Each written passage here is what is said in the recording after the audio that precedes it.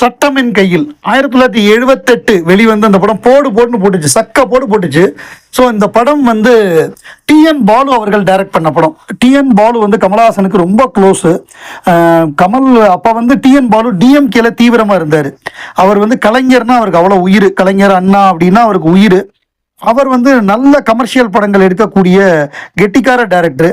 சட்டமன் கையில் கமலஹாசனை double act நடிக்க வச்சு அந்த படம் பெரிய மாபெரும் வெற்றி படம். கண்டினியூஸ் ஹவுஸ்ஃபுல் ஷோவாக ஓடி பெரிய ரெக்கார்ட் பண்ணிச்சு சென்னையிலலாம். ஸோ அந்த படத்துடைய 100வது நாள் விழாக்கு வந்து கலைஞர் கருணாநிதியை அவர் கூப்பிடுறாரு டிஎன் பாலு. ஏன்னா அவர் திமுக இல்லை. அந்த படத்தில் வந்து கலைஞரோட போஸ்டர்லாம் வச்சு பாட்டெல்லாம் வரும், எங்க ரத்னம் தங்க ரத்னம் அந்த பாட்டெல்லாம் வச்சு கலைஞர் போஸ்டர்லாம் காமிப்பாங்க. எம்ஜிஆருக்கு எதிராக கருத்துக்கள்லாம் அந்த படத்தில் இருக்கும். ஸோ அந்த மாதிரியான ஒரு டைரக்டர் வந்து டிஎன் பாலு. அவர் திராவிட இயக்கம், அதுவும் எம்ஜிஆர்னா அவருக்கு பிடிக்காது, கலைஞர்னா அவருக்கு உயிர். ஸோ அப்படி படம் எடுக்கிறாரு. 100வது நாளைக்கு கலைஞரை கூப்பிடுறாரு. ஸோ இதுதான் சத்யராஜோட முதல் படம். இது வந்து 14th ஜூலை 1978 ரிலீஸ் ஆன படம். இந்த படத்துடைய 100வது நாள் விழா வந்து அக்டோபர் நவம்பர் அந்த காலகட்டத்தில் நடக்குது. அப்போ வந்து புரட்சி தலைவர் எம்ஜிஆர் வந்து சிஎம்மாக இருக்கார். அப்போ எம்ஜிஆரை பற்றி இவர் நிறையா பேசினதுனால இவரை அரெஸ்ட் பண்ணணும் அப்படின்னு ஒரு முடிவில் இருக்கார் எம்ஜிஆர், டிஎன் பாலுவை. ஸோ டிஎன் பாலு வந்து 100வது நாள் விழா, கலைஞர் ஃபங்க்ஷன், கலைஞர் இருக்காரு, கமல் இருக்காரு, ஃபங்க்ஷனு. இந்த ஃபங்க்ஷனில் வந்து டிஎன் பாலுவை தூக்கிட்டு வந்துடணும் அப்படின்னு சொல்லி ஏதோ ஒரு கேஸில் வந்து இவரை தூக்கணும்னு முடிவு பண்ணிடுறாங்க. இது வந்து கலைஞருக்கு எப்படியோ தெரிஞ்சிருது. அந்த ஃபங்க்ஷன் முடிஞ்சோடனே தூக்கணும் அப்படின்னு போலீஸ் ரெடியாக நிற்கிறாங்க.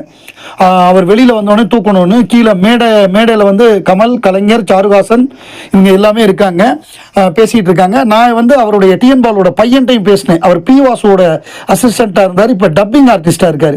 ஒரு ரேடியோ ப்ரோக்ராமில் அவரோட பேசுகிறதுக்கு எனக்கு வாய்ப்பு கிடைச்சிது ஒரு 5 வருஷத்துக்கு முன்னாடி.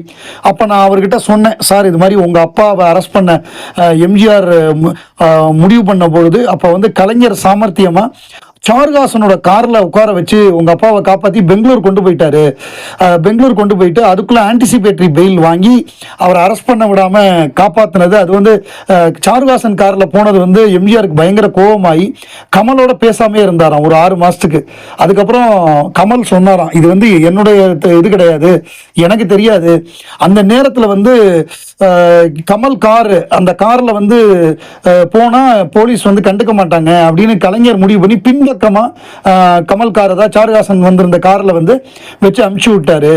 அப்புறம் ஆன்டிசிபேட்டரி பெயில் வாங்கி அரெஸ்ட் பண்ணாம விடாமல் பார்த்துக்கிட்டாருங்கிறதெல்லாம் அவர்கிட்ட ஷேர் பண்ணவோ இவ்வளோ விஷயம் உங்களுக்கு தெரியுமா அப்படின்னு சொல்லி அதுக்கப்புறம் நம்மள்கிட்ட நல்லா பேசினாருங்கிறது விஷயம்.